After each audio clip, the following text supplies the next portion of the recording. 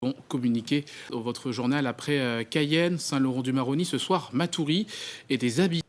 Là, on est dans l'entrée, vous voyez l'état général, déjà, donc ça donne une idée depuis combien de temps aucun entretien n'a été fait. 20 ans que Patrick vit dans cette résidence, 20 ans qu'il ne l'a pas vu nettoyer. Résultat, des fuites, des moisissures, des fientes de chauve-souris qui recouvrent les murs à tous les étages. Quand vous montez cette cage d'escalier, c'est la misère que vous voyez. On se demande ce qui est fait de notre argent. L'humidité s'infiltre jusque dans les appartements. Celui de Patrick n'est pas épargné. Quand il y a les fortes pluies et du vent, on a l'eau qui goutte dans les pièces du haut et de l'eau qui redescend le long des canalisations et qui finit par stagner à certains endroits. Pour la famille, ça commence à être un gros ras-le-bol. Et concernant notre bailleur, on a l'impression vraiment d'être complètement abandonné. Pas d'entretien, une résidence censée être réhabilitée depuis 2011 et depuis 3 mois derrière ses fenêtres, une dizaine de familles installées illégalement.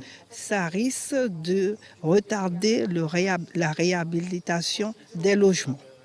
Et jusqu'à maintenant, ils nous avaient promis qu'ils allaient réhabiliter les logements. Et on ne voit rien venir. On a peur de sortir. Quand on rentre chez nous, on a peur de rentrer chez nous et puis de voir que notre porte est défoncée, cassée. On a peur parce qu'il n'y a pas de lumière dans les parties communes. Des résidents démunis et des demandes concernant le nettoyage et la réhabilitation qui restent lettres mortes. Seuls évoluent les loyers, avec une augmentation de 2,5% ce mois-ci. Les locataires vont s'acquitter, bien évidemment, des loyers, mais il va falloir que de l'autre côté, la SEM-SAMAR aussi s'acquitte des travaux dont ils ont la responsabilité. Et c'est ce que nous demandons. C'est du donnant-donnant. Dans le cas contraire, des actions en justice sont évoquées. Et nous devrions mettre ça en place, ce rapport de force. Ça commence à venir, mais il faut que ça s'amplifie sur l'ensemble du territoire, sur l'ensemble du département. Selon ce représentant des locataires, la situation concernerait plusieurs résidences et bailleurs sociaux en Guyane. Les résidents de Concorde, place Lindbergh, eux, ont monté un collectif pour faire valoir leurs droits. Voilà pour la situation de ces locataires. On écoute maintenant la réponse de la Seine-Samar. Clara Kelly, directrice de la gestion locative anti-Guyane, annonce qu'un plan d'action est bien en cours au sein de cette résidence. Écoutez. On a lancé des appels d'offres, vous pouvez vérifier dans la presse spécialisée. Donc on a les subventions et on est sur le point de démarrer des travaux, oui. Et comment vous expliquez le fait que une réhabilitation est censée être faite dans cette résidence depuis 2011 ? Ça n'a pas été fait.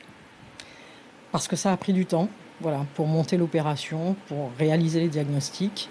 Il faut du temps, il faut trouver ensuite des entreprises.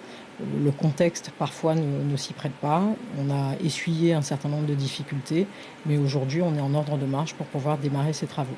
Alors, si effectivement le démarrage tarde, il y a des chances qu'on puisse intervenir sur un certain nombre de travaux, mais ce qui est sûr, c'est qu'on ne va pas réaliser des travaux qui sont prévus dans le cadre de l'opération de réhabilitation. Est-ce que vous comprenez la détresse de ces habitants ?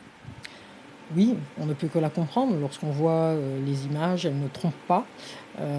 Maintenant, il ne faut pas penser, surtout, et laisser penser que la SEM-SAMAR n'est pas au courant et ne fait rien. On n'a pas... l'appel d'offres, je vous dis, est déjà parti. Les offres sont en cours d'analyse, donc on a bien pris la mesure et on sait qu'il faut réhabiliter ce bâtiment et au plus tôt.